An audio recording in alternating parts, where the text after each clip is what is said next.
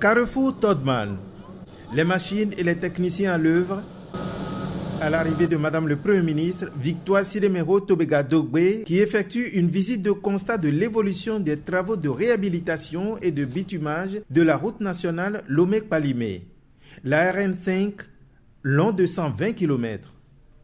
Depuis que ce chantier a été lancé le 17 juin 2020, tout évolue, l'entreprise Ebomaf à la mesure de la tâche qui l'attend.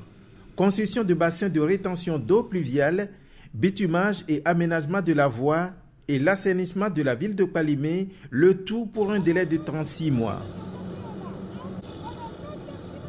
Au-delà de la structure, je m'implique personnellement pour faire avancer les travaux et pour faire garantir la qualité des ouvrages. C'est vrai que beaucoup d'obstacles comme les concessionnaires freinent énormément les travaux. Bon, mais nous faisons avec et nous arrivons avec nos partenaires, par exemple CET, TDE et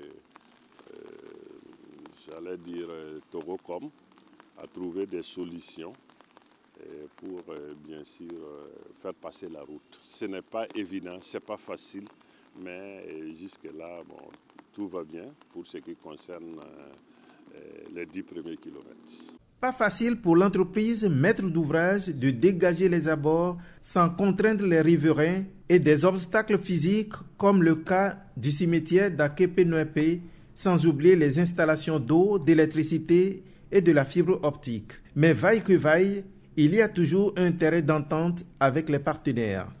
5 mois après le démarrage, le taux d'avancement physique est d'environ 15% pour un délai consommé de 14,5%. Témoin de ce rythme d'évolution, Madame le Premier ministre exhorte l'entreprise Ebomaf à maintenir le cap pour vite soulager les populations. Ayant vu le travail qui se fait, ayant vu la capacité technique mobilisée par la société Ebomaf, nous sommes convaincus que d'ici quelques semaines, une partie de la voie va être libérée pour faciliter la libre circulation des personnes et également les choses vont s'accélérer sur le reste de la voie. Je voudrais encore une fois saluer l'engagement des populations, leur collaboration, leur patience parce que je sais que cette voie aussi, le début n'a pas été facile.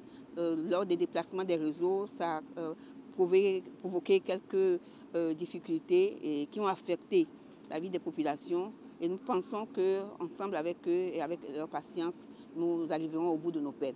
Donc c'est avec beaucoup de satisfaction que je constate que les travaux avancent bien sûr le tronçon Lomé-Palimé. C'est prévu pour être terminé en juin 2023, mais avec ce que j'ai vu, j'ai bon espoir que les travaux pourront se terminer avant le délai.